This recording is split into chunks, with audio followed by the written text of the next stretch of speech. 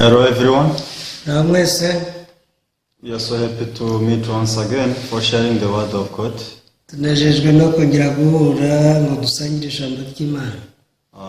We could see that God has been blessing our hearts through His word.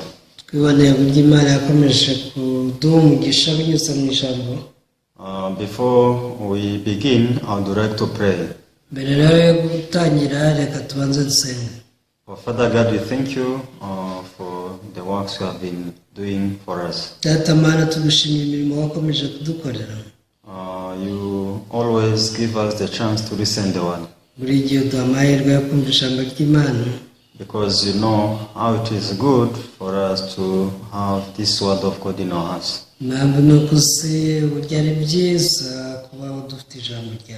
Being led by the word of God is totally different from being led by our thoughts. Because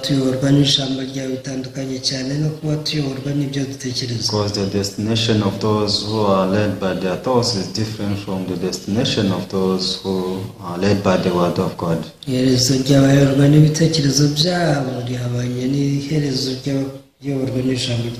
seems that they will be happy once they follow their thoughts, but they cannot access the happiness. You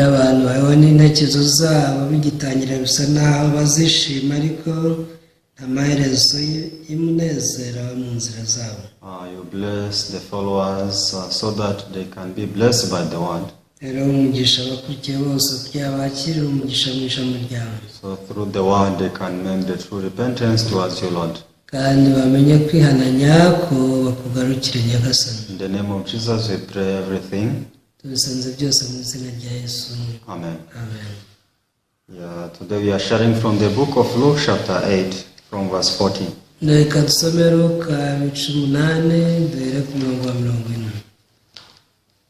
The book of Luke chapter 8 from verse 40.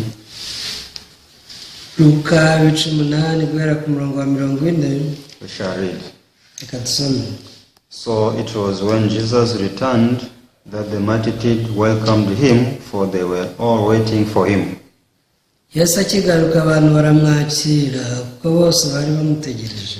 And behold, there came a man named Jairus, and he was a ruler of the synagogue, and he fell down at Jesus' feet and begged him to come to his house.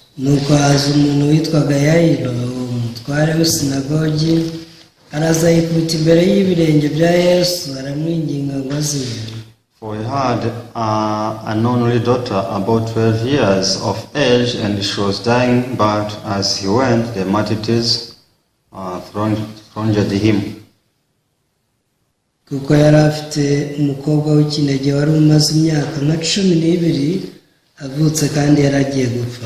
So now a woman having a flow of blood for 12 years, who had spent all her livelihood on physicians and could not be healed by any.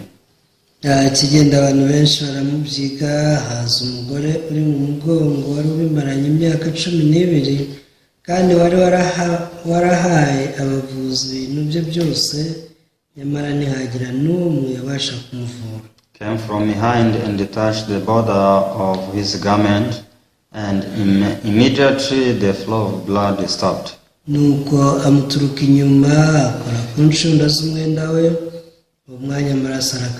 And Jesus said, "Who touched me?" When all denied it, Peter and those with him said, "Master, the multitudes throng and place you, and you say, 'Who touched me?'"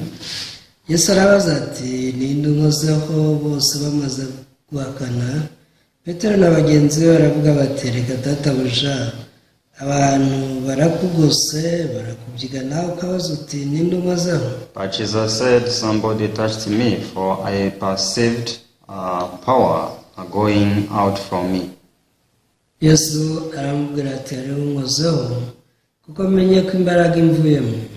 Now when the woman saw that she was not hidden, she came trembling, and falling down before him, she declared to him in the presence of all the people the reason she had touched him and how she was healed immediately.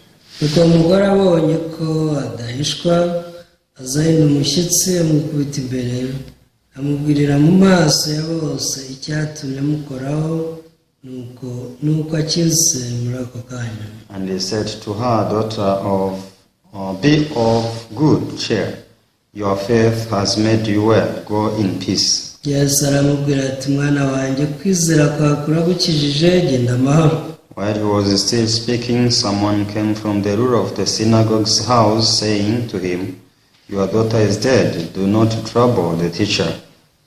Nuko akivuga haza umuntu uvuye mu nzu ya wa mutware w'isinagogi ati, umukobwa wawe yapfuye, wikwirirwa urushya umwigisha. But when Jesus heard it, he answered him, saying, Do not be afraid, only believe, and he will be made well.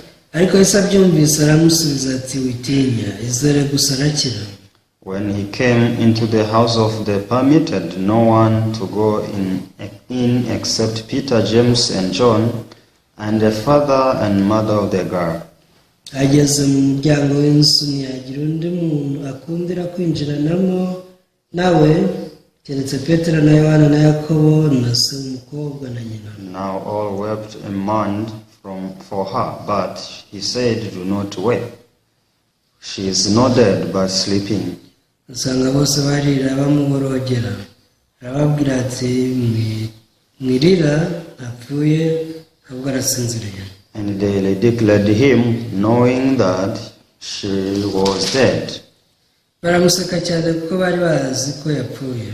But he put them all outside, took her by the hand, and called, saying, Little girl, arise. Amufata ukuboko avuga cyane ati, mukobwa byuka. Then her spirit returned, and she arose immediately, and he commanded that she be given something to eat. Umwuka we uragaruka, uwo mwanya arahaguruka, Yesu abategeka ko bamufungurira. And her parents were astonished, but he charged them to tell no one what had happened. Ababyeyi be baratangara cyane, ariko arabihanangiriza ngo batagira uwo babwira ibibaye. From time to time, there are some people who are born like disabled. Rimwe na rimwe abantu bavuka bafite ubumuga. Some people they are born without having the sight. Hari ababa bafite ubumuga bwo kutabona. Since they cannot, their eyes are not functioning well, they cannot see. Bitewe n'uko amaso yabo adakora neza ntibabasha kureba. It seems that everything is dark. Birasa naho ibintu byose ari umwijima kuri bo. Some people they live in darkness until they die.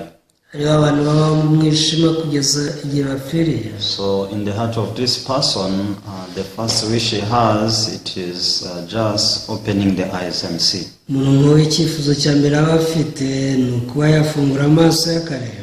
So there are people who have who are disabled in terms of walking. Their legs are not functioning. Hari abafite uburema bigatuma amaguru yabo adakora ngo babashe gutambuka. So some they use scratched, and others they use the wheelchairs. Hari abakoresha imbago, abandi bakoresha intebe z'abana n'ubumuga. So actually, though they are using the wheelchairs or scratch, it is not that they want to keep living like this. Nubwo bakoresha intebe z'abamugaye cyangwa se imbago siko babyifuza. I'm sure that in their hearts they want to stand up and walk with their legs. Nzi neza yuko mu mitima yabo bifuza guhaguruka bagatambuka n'amaguru yombi. So even those who can not use their hands. Hari n'abatabasha gukoresha amaboko yabo. Because some they don't have, others they have, but they are crooked somehow. Atayafite, hari n'abayafite ariko akaba yarahinamiranye. So when someone is disabled, iyo umuntu rero afite ubumuga, this person cannot be comfortable. umuntu nk'uyu aba adatekanye. Because he knows that I was not supposed to live like this. Abavuga ati sinari nkwiye kubaho gutya. Because in his mind there is the life the normal person can live. Mu bitekerezo bye aba yumva uburyo abandi bantu baba basanzwe. So it means though he wills, but he cannot do it. nubwo nabo babyifuza ariko nta bushobozi baba bafite bwo kubikora. Yes, in the hearts they are willing so much. Nibyo mu mitima yabo babyifuza cyane. But since they are not capable to do it, they just live as they are. Ariko ko batabishobora babaho uko bameze nyine. So there are people among them who challenge and do things, the greater things even the normal people cannot do. Hari abantu muri bo bahatana bagakora ibintu bihambaye n'ibyo abantu basanzwe batabasha. So these people, they live more happier than those normal people. Benda niyo babaye ubwo buzima banezerewe kuruta n'abantu basanzwe. Because they can see that even though I'm disabled person, I can perform greater than normal people. Abavuga ati nubwo mbana n'ubumuga ariko dore nkora ibintu bihambaye kuruta n'abantu basanzwe. So there are also disabled people who just live their normal life. Abantu rero babana n'ubumuga ariko bakapfa kubaho nyine nk'ababana n'ubumuga. So they don't challenge. Ntibajya bahatana. So they just live as they are. Babaho uko bameze gusa. They are just defeated by their situation. Usanga ibihe barimo bibanesha. So sometimes they are in their hearts they are shameful for being to be like that. Rimwe na rimwe bagira ikimwaro cyangwa isoni z'uko bameze. They are always having the complex in their hearts. Buri gihe bumva bafite kwicira urubanza rw'uko bameze. So even though we see people being like that, nubwo tubona abantu rero bameze gutya, but when you check the Bible, you can see that everyone in the world was born with a disabled heart. Igenze Bibiliya ikwereka ko umuntu wese mu isi yavukanye umutima ufite ubumuga. So even though you know or not, but your heart is disabled. Ushaka ubizi cyangwa utabizi ariko umutima wabana n'ubumuga. So if you don't accept, you can check your life. You can reflect your life. Nimba utabyizera jya usubiza amaso inyuma urebe mu buzima bwawe. So sometimes we are lacking the true joy in our hearts. Rimwe na rimwe twumva nta byishimo nyabyo biri mu mitima yacu. But since we are lacking the true joy, but in our mind we think that I'm supposed to be joyful. Kubera ko nta byishimo tuba dufite tuba tubati nakanezerewe nishima. So why I'm not happy? Ese kuki nta munezero mfite? So even though people they try to be happy, it is not that they can bring the true happiness in their hearts. Nubwo abantu bagerageza kunezerwa ntibivuze ko bazana umunezero mu mitima yabo. So some people they just accept and they live how they are. Abantu bamwe bapfa kubyemera bakabaho uko bari. And others they try to challenge to bring the true happiness. Ariko abandi barahatana ngo barebe ko bagera ku munezero nyawo. So some they live with artificial happiness. Abandi usanga babana n'umunezero bihimbiye. So it is the happiness they try to make by themselves. Umunezero baragerageje kusanya bawihimbira. But by challenging the others who meet the true happiness, ariko mu bahatana hari abagera ku munezero w'ukuri. So those people, even though they are not born with the heart of joyful, but they can access and receive the joyful heart. Benda nubwo bataravukanye umutima w'umunezero ariko bashobora kwakira umutima unezerewe. So this joyful heart does not come from anyone in this world. Iyo mutima wishimye ntabwo ushobora kuva ku muntu uwo ari we wese mu isi. Because the true joy comes from God. Kubera ko umunezero nyawo n'ibyishimo by'ukuri biva ku Uwiteka. Because God is the one who made our hearts.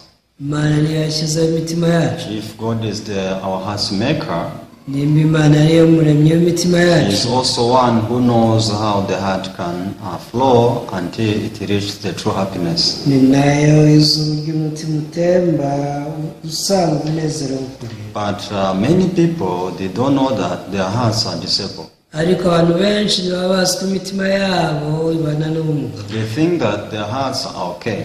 Batekereza ko imitima yabo imeze neza. They try to dig inside of their heart to find joy, the happiness, the peace. Bagerageza gucukumbura mu mitima yabo ngo bishakemo umunezero n'amahoro. But for sure, when you read the Bible, that is when we can discover that whatever we can do, we cannot discover this joy and peace in our hearts. ariko iyo tugeze muri aricyo gihe mu by'ukuri tutahura ko icyo twakora cyose tutabasha gushyira umunezero.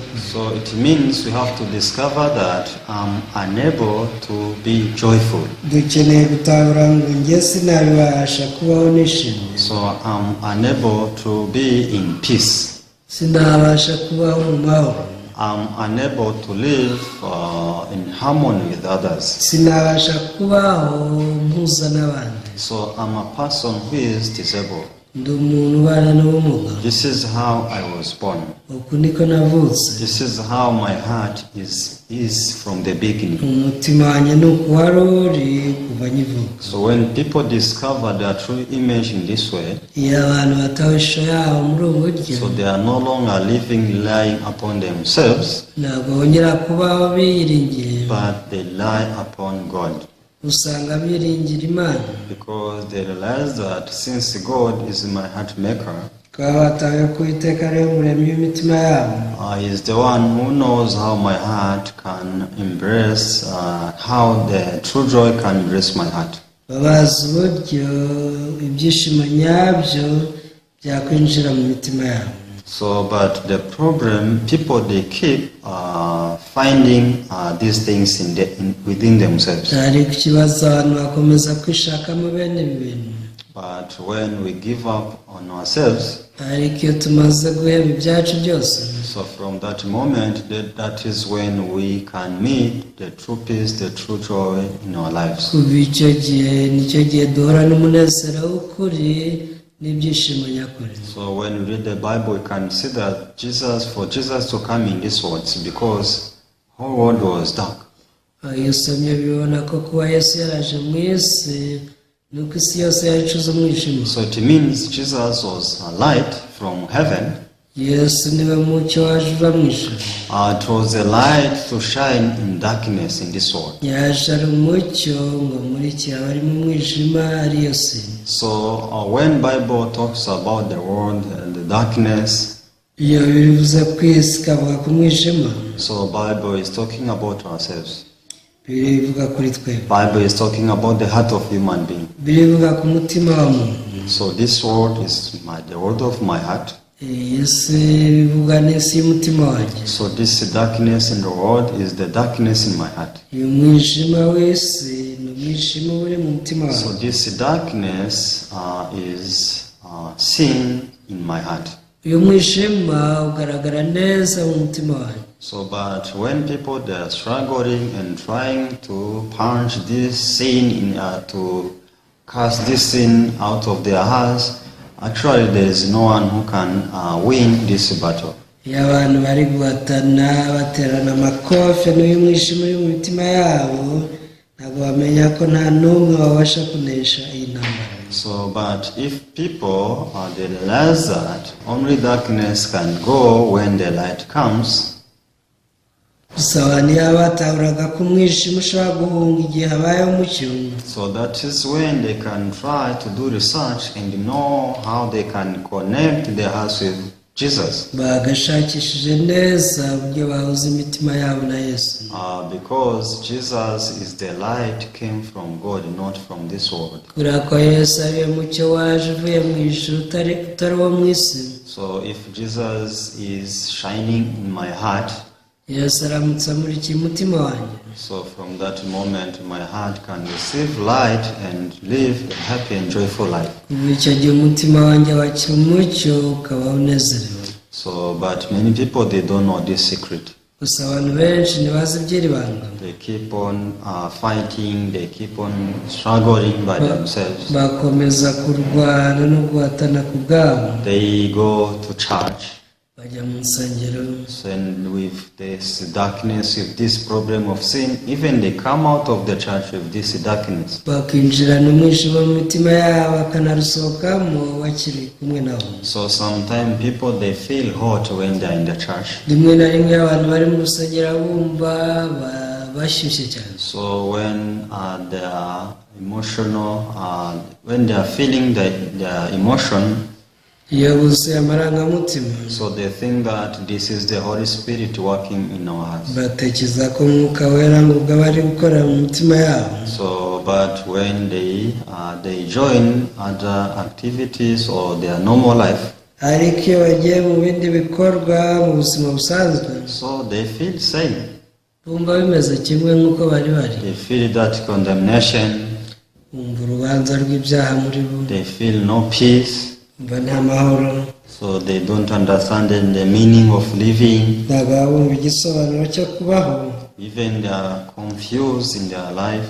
baba rwose baracanganyikiye mu buzima bwabo. So we see that they have no direction.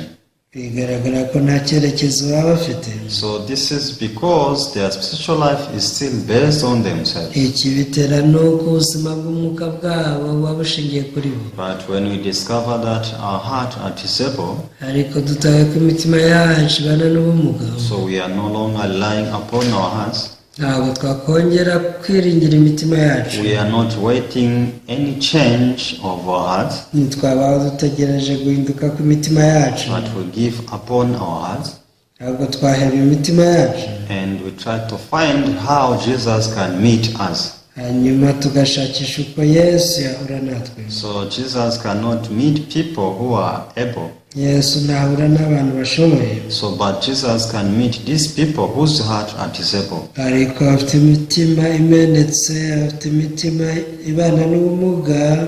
Yesu arabegera. So, only issue is to discover and accept that my heart is disabled. ikintu cy'ingenzi ni ugutahura yuko umutima wawe ubana n'ubumuga. My heart cannot produce righteousness. umutima wanjye ntiwabasha kwiremamo gukiranuka. My heart cannot produce holiness. ntiwashobora gutunga kwera. My heart cannot produce peace and joy and happiness. muri wo nta mahoro, nta byishimo n'umunezero bivamo. So when we discover that our hearts are like this, iyo dutahuye ko imitima yacu ari uko iteye, so we give upon our hearts. duheba imitima yacu. So from that moment, Jesus is there, is ready to support us and to work for us. kuva icyo gihe Yesu aba ariho kugira ngo adushyigikire kandi adukorere. But the most problem people have is not discovering how their hearts are. ariko ikibazo gikomeye abantu bagira si ugutahura uko imitima yabo imeze. They think that they are okay. bo batekereza ko nta kibazo bafite. They think that their hearts are not disabled. batekereza ko imitima yabo nta kibazo ifite. They think that their hearts are good. batekereza ko ari imitima myiza. They think that from time to time they can produce righteousness and holiness. batekereza ko rimwe na rimwe bashobora kugira gukiranuka no kwera. But Bible shows that no one can produce the righteousness of God, the holiness of God. ariko birayerekana ko nta n'umwe wabasha guhanga gukiranuka cyangwa kwera. Only the holiness, the righteousness is from God. gukiranuka no kwera biva ku Mana yonyine. So it means, how can we access that holiness and righteousness from God? bivuze ngo ni gute twabasha kugera kuri uko gukiranuka kw'Imana? Just by meeting Jesus. ni igihe duhuye na Yesu. So when Jesus meets us, the first thing he does is to give us this gift he was given from God. iyo Yesu ahuye natwe, ikintu cya mbere dukora ni ukuduha impano yahawe n'Imana. Because this was his mission. iki ni cyo cyamuzanye. To come from God and give us this righteousness and holiness from him. yaje avuye ku Mana, azatuzaniye impano yo gukiranuka no kwera kw'Imana. So when we discover our true image in that way, iyo dutahuye ishusho yacu y'ukuri muri ubu buryo, so Jesus is not far from anyone. Yesu ntari kure y'umuntu wese. So when we read this book of Luke chapter 8, we can see the man called Jairus. twasomaga Luka 18 twabonyemo umugabo witwa Yayiro. So Jairus was like the master of the synagogue. Yayiro yari umutware w'isinagogi. So he was a recognized person and the Jewish people. yari umuntu uzwi n'Abayuda. So but one day he faced a problem.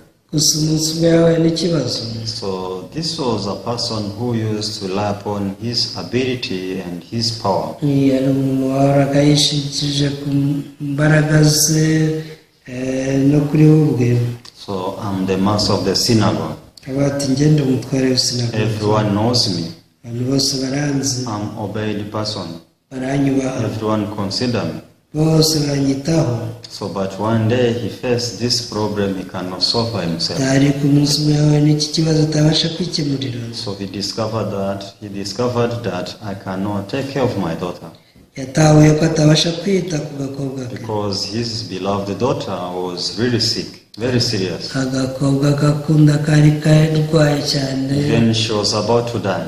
Yewe kari karembye kenda gupfa. So Bible does not talk everything. Ntabwo ivuga ibintu byose. But I'm sure that from the beginning Jairus was trying to take care of his daughter. Ariko nzi neza yuko Yayiro yageragezaga kwita ku mwana we na mbere yose. He was just treating her thinking that tomorrow she'll be better. Yagerageje no kumuha imiti atekereza ati ejo azaba yakize. But tomorrow she became worse. Ariko bwacya ugasanga indwara irushaho kumurembya. And he could have hope thinking tomorrow she will be better. Yashobora kwiyungura ibindi byiringiro ati wenda ejo noneho bizaba byiza. But as tomorrow could come, Jairus could see that the daughter is approaching death. Ariko uko ejo yageraga buri gihe Yayiro yabonaga ko umukobwa ari kwegereza urupfu. So that is when he started to think deeply.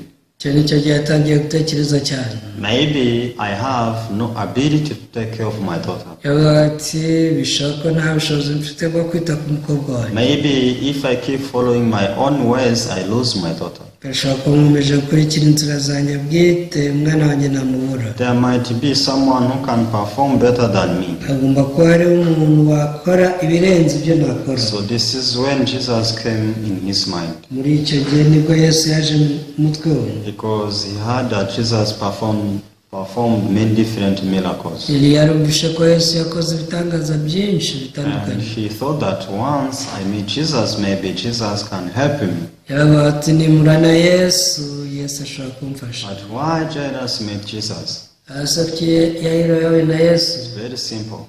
Biroroshye. It's because Jairus reached his own limitation. Nuko Yayiro yari yahuye n'imbibi ze atabasha kurenga. Jairus he failed and he discovered his failure. Yaratsinzwe kandi atahura koko yatsinzwe. So this was the beginning of him to meet Jesus. Ibi byamubereye intangiriro yo guhura na Yesu. So he came to Jesus and he fell on his feet. Yaje kuri Yesu agwa ku birenge bye. Jesus, my daughter is very sick. Yaravuze ati Yesu umukobwa wanjye ararwaye cyane. Please come in my house and heal my daughter. Ndakwinginze ngwino iwanjye umukize. Actually, Jesus didn't reject Jairus. Yesu ntiyigeze yamagana Yayiro. So because Jairus to come to Jesus, because in his heart he could see that there is no help remaining. Kuba yaraje kuri Yesu Yayiro yaratawe ko nta bundi bufasha yisigarije. So Jesus didn't reject Jairus. Yesu ntabwo yamaganye Yayiro. So he accepts to go together in his house. Yemereye Yayiro ko bajyana iwe. So but on the way going to the Jairus' house, bari mu nzira. They met one lady who was in her back for 12 years. Bahise bahura n'umugore wari umaranye uburwayi bwo kuva imyaka 12. So since this woman met Jesus, she was also expecting to receive the healing from Jesus. So to meet Jesus, for this woman to meet Jesus, it made Jesus to delay on the way.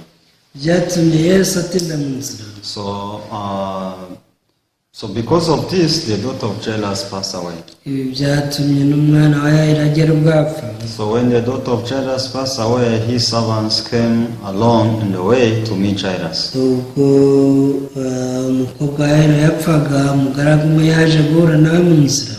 please don't trouble the teacher because your daughter has passed away already. aramubwira ati ndakwinginze wikomeza kurushya umwigisha kubera ko agakobwa kitabye Imana. So when Jairus heard of it, he was really sorrowful.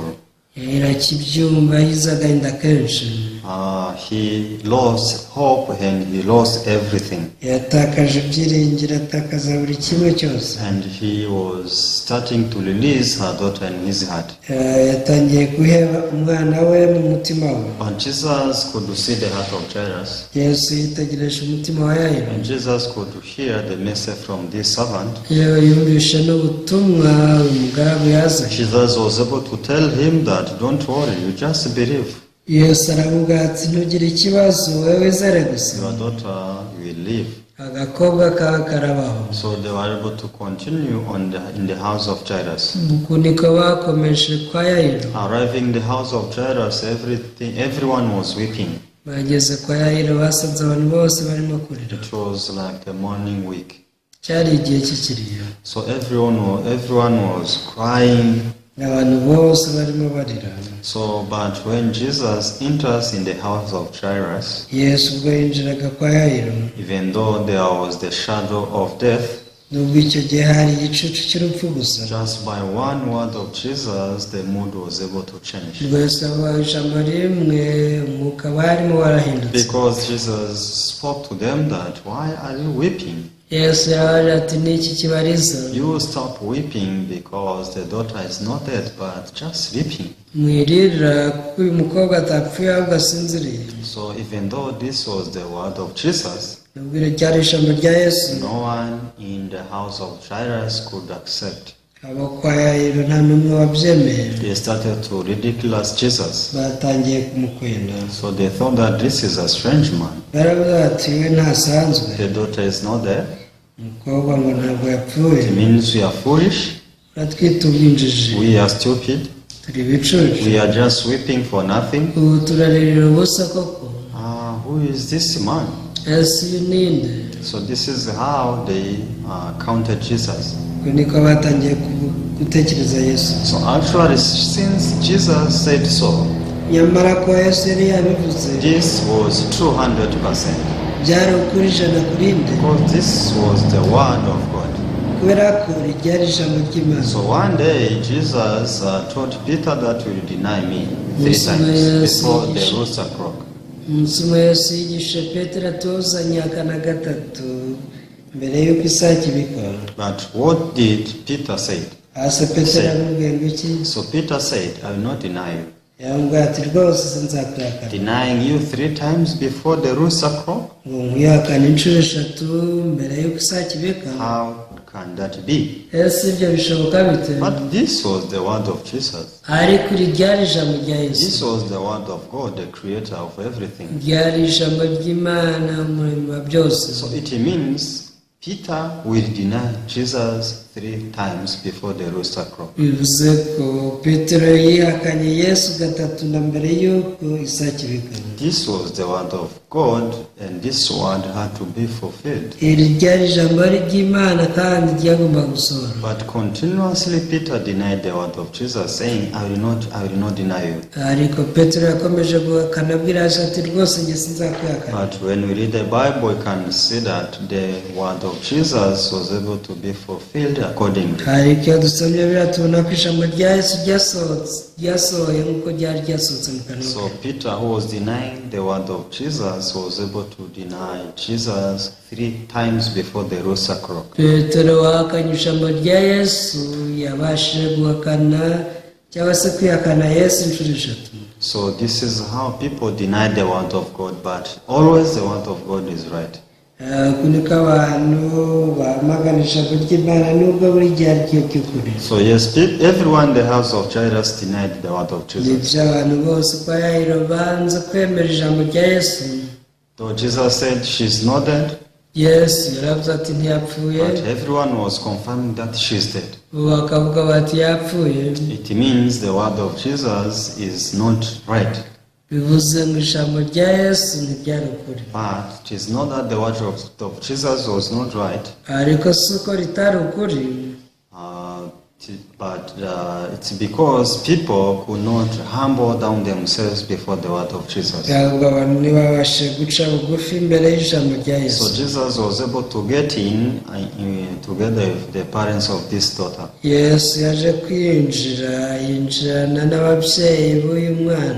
There was Peter, John, and James.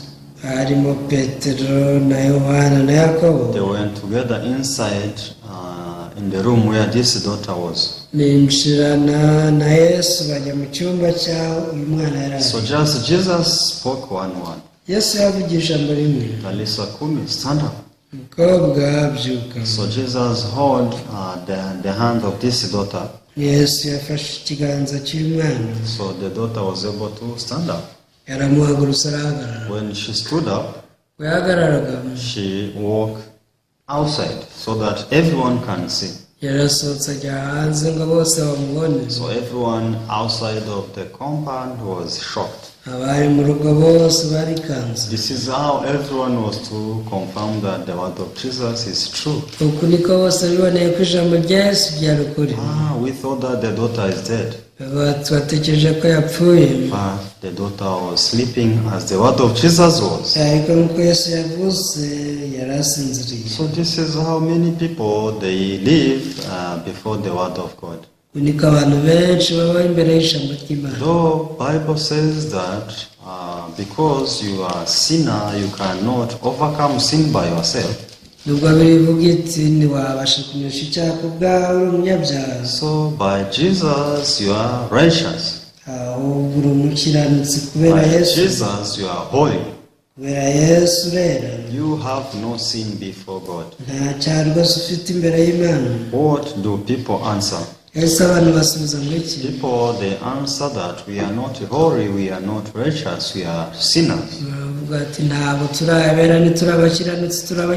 So it means people, they answer according to their situation. So, but yes, the situation is there, but also the word of God is there. So what can we consider between our situation and the word of God?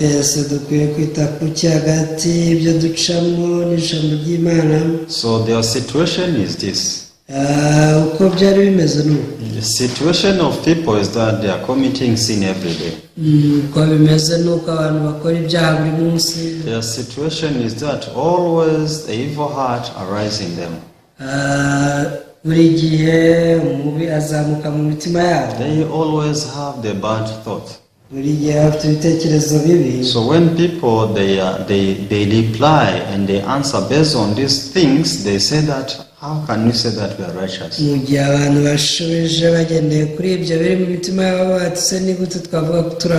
But for another hand, the word of God is saying you are righteous, you are holy.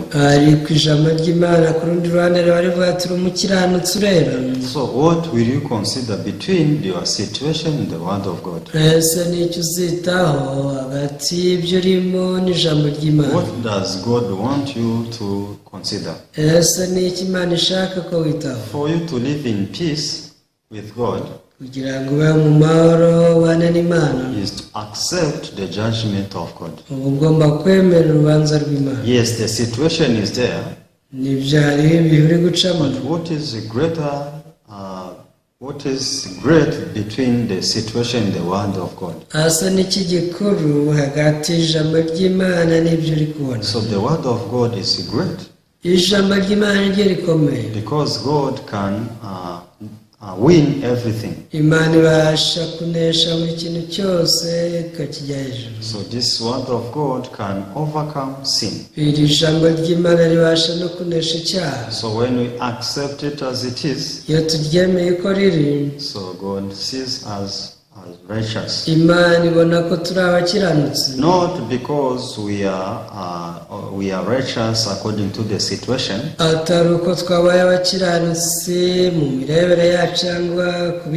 but since God judged us as righteous, ntabwo Imana itwita abakiranutsi. We are righteous because that is the judgment of God. Turi abakiranutsi kuko niko Imana ibivuga. Yes, in the eyes of many, the daughter is dead. Nibyo mu maso y'abantu benshi umwana yapfuye. She is not sleeping, she is dead. Ntabwo asinziriye ahubwo yapfuye. So she was alive, but because of this sickness, she passed away. Yari muzima ariko kubera uburwayi arapfa. She is not breathing. Ntagihumeka. So there is no sign that the daughter is sleeping. Nta kimenyetso na kimwe cyerekana ko She asinziriye. is not sneezing as someone who is sleeping. Ntashobora kwitsamura cyangwa se kubona nk'abandi.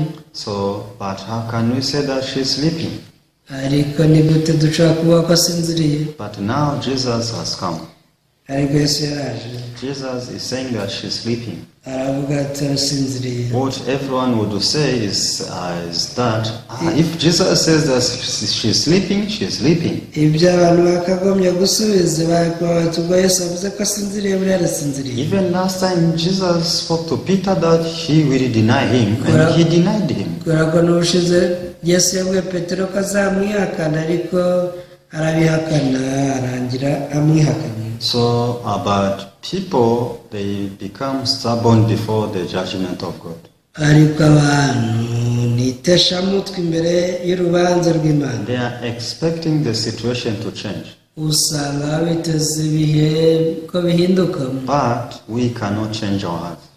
Ariko ntitwabasha guhindura imitima yacu. So what we have to do is to accept what the Bible says only. Icyo dukeneye kwemera nicyo Bibiliya ivuga By gusa. accepting this word of God, this can give us the true peace and joy. Mu gihe twemera ijambo ry'Imana rituzanira amahoro n'umunezero by'ukuri. This is how it can be the friendship between us and God. Uku niko dushobora kubaka umubano hagati yacu n'Imana. This is when the heart of God will flow to us. Muri ubu buryo umutima w'Imana uzakomeza gutemba udusanga. So when the heart of God is flowing to you and to me, Igihe umutima w'Imana utemba unsanga. so with this heart, joy will come, peace will come, everything from God will come. Amanuye umutima, ibyishimo, amahoro, umunezero, ibintu byose bizazana n'umutima So wawe. it is not that spiritual life is difficult as people think.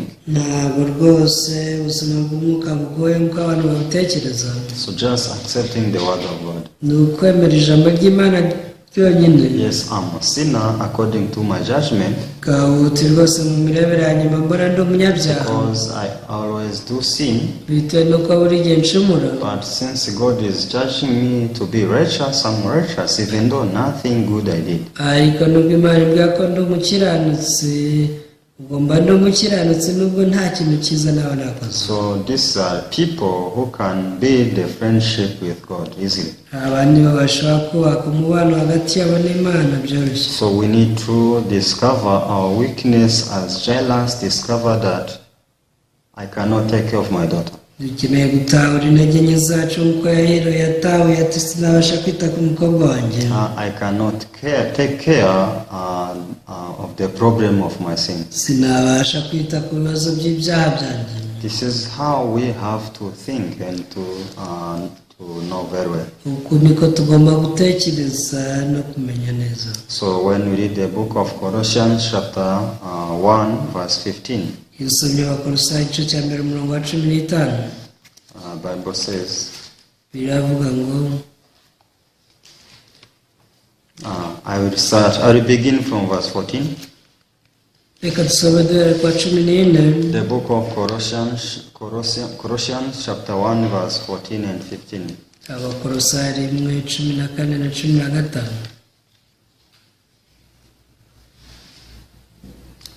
In whom we have redemption through his blood, the forgiveness of sins. Ibaducungusha amaraso ye ngo tubone kubabarirwa ibyaha byacu. He is the image of the invisible God, the firstborn over all creation. Ni nawe ishusho y'Imana itaboneka, niwe mfura mu byaremwe byose. So, who is being spoken here? Esa ninde uri kuvugwa? This is Jesus. Iyo ni Yesu. Jesus is our redemption.